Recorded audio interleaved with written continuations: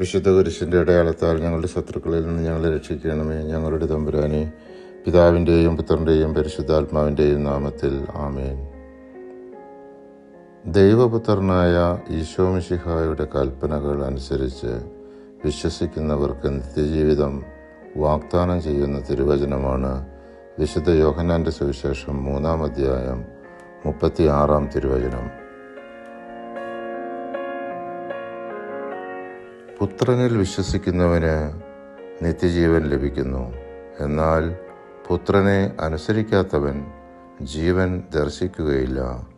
ദൈവകോപം അവൻ്റെ മേലുണ്ട്.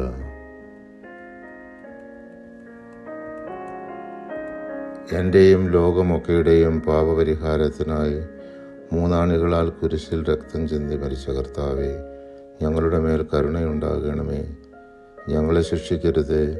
ഞങ്ങളും ഞങ്ങളുടെ പൂർവികരും ഞങ്ങളുടെ സഹോദരങ്ങളും ഞങ്ങളുടെ മാതാപിതാക്കളും വഴി വന്നു പോയിട്ടുള്ള എല്ലാ തെറ്റുകളും ക്ഷമിക്കണമേ. കടങ്ങൾ ഇളച്ചു തരണമേ. ഞങ്ങളെ അങ്ങയുടെ സ്വന്തമായി സ്വീകരിച്ച് അങ്ങേ അരൂപിയിലൂടെ നയിക്കുകയും ചെയ്യണമേ. ആമേൻ.